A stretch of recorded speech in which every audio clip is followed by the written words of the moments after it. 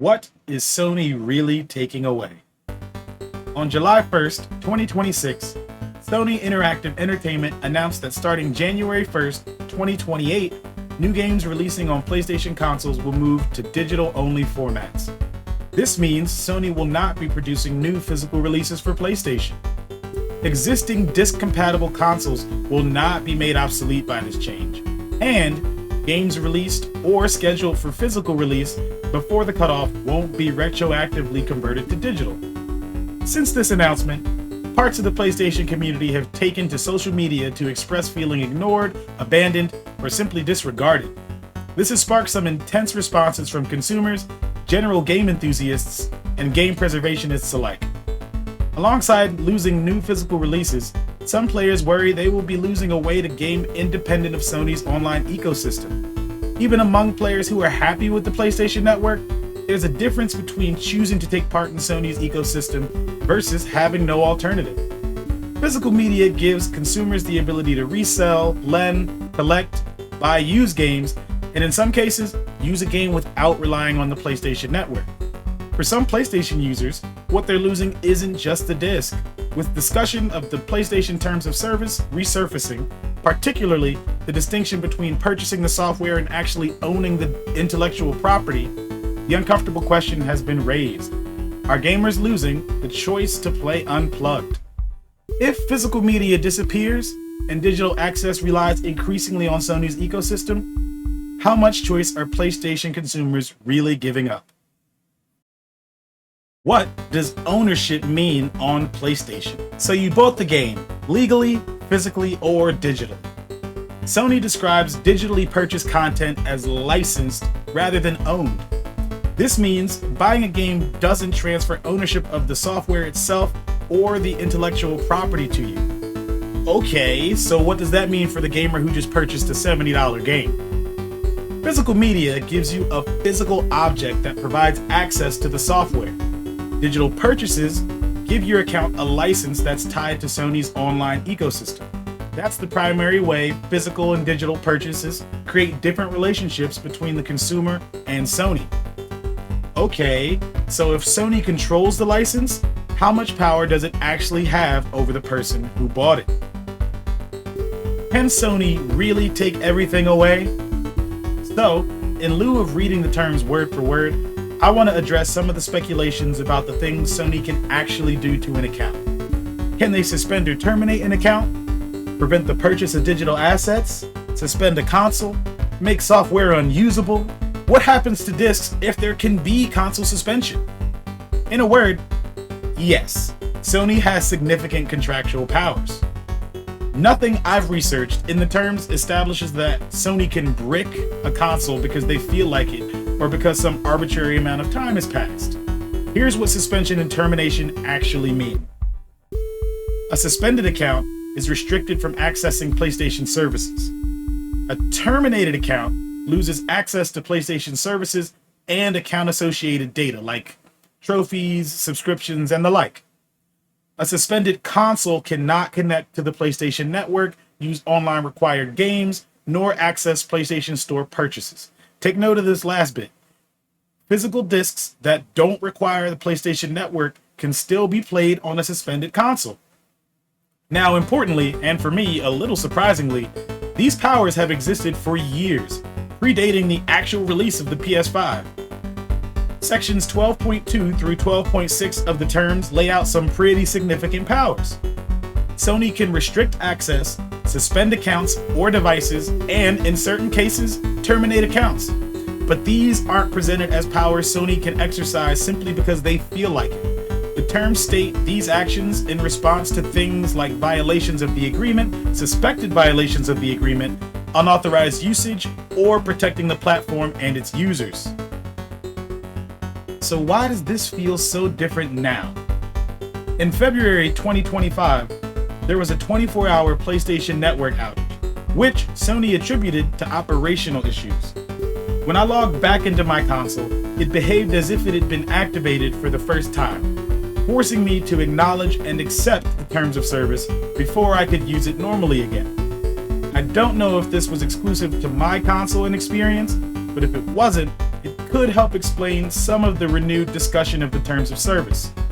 I suspect having the terms pushed in front of consumers again helped keep them at the forefront of gamers' minds as Sony has continued making changes after the outage.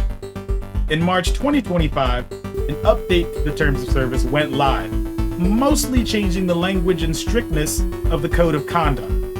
I initially thought this was in response to the supposed jailbreaking of consoles that was reportedly happening around the time. I found no evidence from Sony that any updates to the terms of service have been in response to behavior like this. I dug further into this because their previous update had been in October 2022. Given how little the terms changed in that period, the powers laid out in sections 12.2 through 12.6 appear to have existed since at least 2017, actually predating the PS5. So, if Sony didn't suddenly acquire the power to restrict digital access in 2025, why does the loss of physical media feel so significant now? Well, the alternative to Sony's digital ecosystem is disappearing. Ultimately, we have to ask, does Sony have a rational reason for moving forward in this way? Also, do consumers have a rational reason for opposing the loss of physical media? Well, as I reckon we all know, two things can be true. What are people actually protesting? On July 26, 2026, Does It Play, a games preservationist group, announced a boycott of PlayStation services and ecosystems, aptly dubbed #PS Blackout. It's taking place August 23rd through the 30th. It calls for PlayStation users to stop using or buying from the PlayStation ecosystem during that period. This means participants should not log into PlayStation, play online, and not purchase PlayStation games or equipment. The central reason for this blackout is the response to Sony's announcement to do away with physical games. The goal of this boycott is to motivate Sony to keep making physical games. Again, the issue at hand isn't the existence of digital games. It's that it's becoming the only option. The grievances go beyond just discs, though. The organizers express dissatisfaction with the overall direction Sony seems to be moving in. This includes the closure of some Sony studios, canceled events, the supposedly vanished or dormant franchises, the discontinuation of PSVR 2, and the increasing emphasis on live service gaming. So is this blackout about physical media, or is there a growing lack of trust in Sony from the consumer side? The Don't Kill the Disc petition, organized by Jade Pierce, has gathered over 374,000 signatures and counting. But the exact number of active participants is harder to quantify. The details of the protest directly call out Sony for backpedaling from the public statement valuing discs for the same benefits expressed before. While that's understandable, a corporation changing its strategy isn't inherently hypocritical.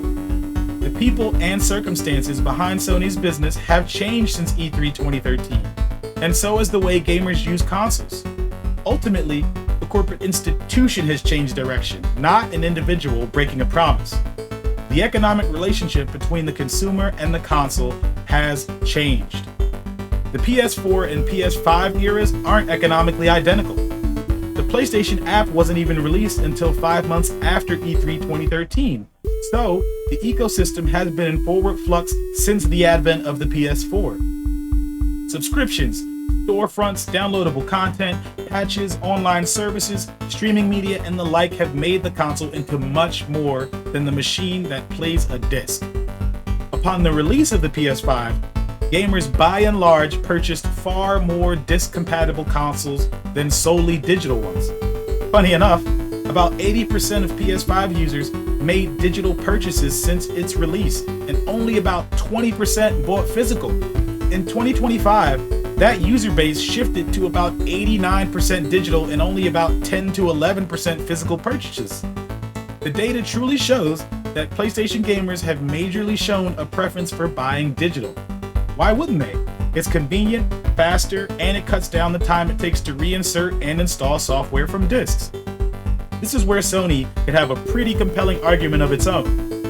Sony can honestly and reasonably say that consumers have overwhelmingly shifted toward digital, its distribution is more convenient, It eliminates concerns of manufacturing, shipping, and retail, and that consumers have demonstrated through their purchasing behavior that they are comfortable with digital. So for Sony, maintaining an increasingly expensive physical distribution system for a shrinking percentage of customers may not make business sense. Adversely, for the consumer, the more expensive and comprehensive the digital ecosystem becomes, the more meaningful it may be for consumers to retain ways of controlling the cost and accessibility of their games. Hopefully, this makes both sides sound as reasonable and understandable as they both inherently are. Choosing digital primarily isn't necessarily choosing to eliminate physical. A person can buy digital 90% of the time and still want to buy that final 10% physically. Even a gamer like me doesn't buy physical most of the time, but I would have for the Spider-Man 2 Collector's Edition, but by the time I had the money to spend on it, it was no longer available.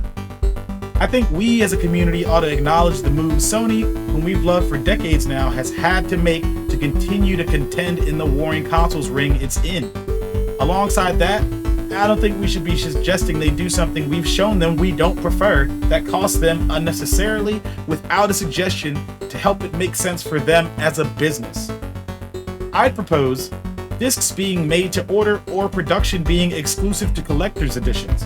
Regardless of this proposition, what should Sony do knowing all this about the thoughts and feelings of their community? Well, how have other companies approached this same transition, and is Sony's particular approach inevitable? Was Sony wrong to do this? Hopefully, we can understand as gamers and consumers that Sony has legitimate business reasons for moving in this direction. This does not negate the fact that gamers can be dissatisfied with this direction and still want the option to collect discs at will. Still, does this make going entirely digital a necessary inevitability?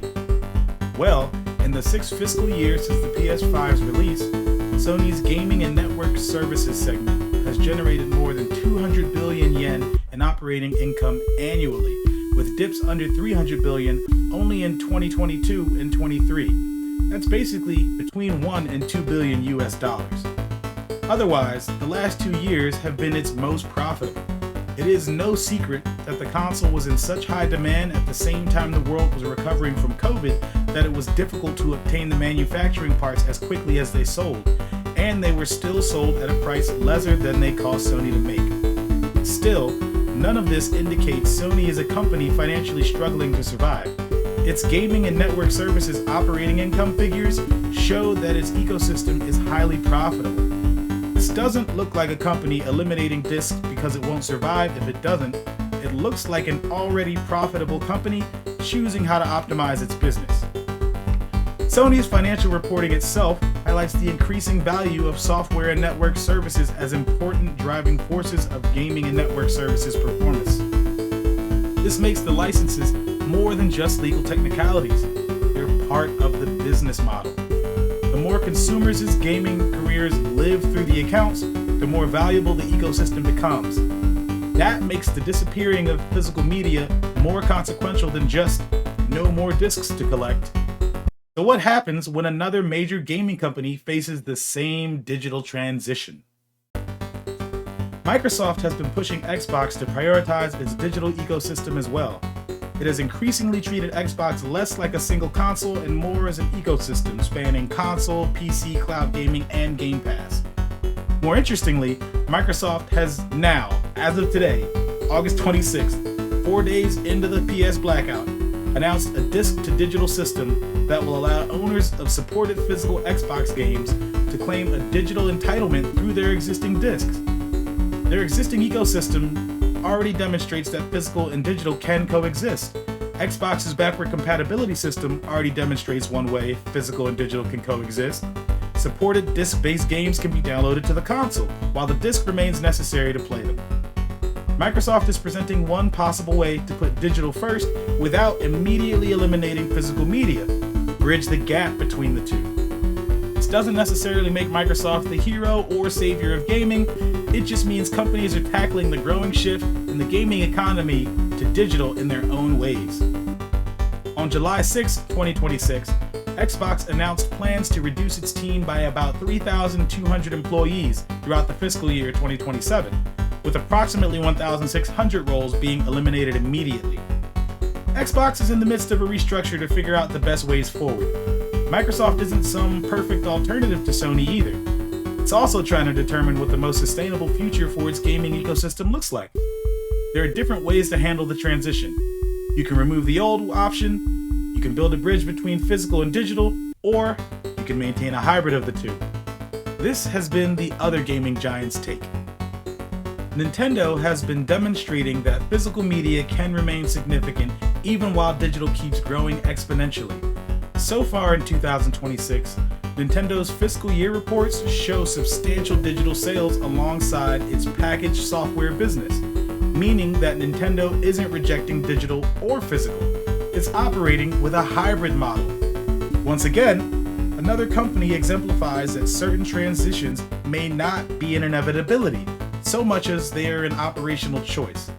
Does this make Sony wrong to have made the decision they made? Sony isn't irrational for moving toward an increasingly digital PlayStation. Their consumer data makes that direction understandable, but a rational business decision doesn't automatically make it the best for consumers. Sony has chosen the future of PlayStation that makes the most sense for Sony.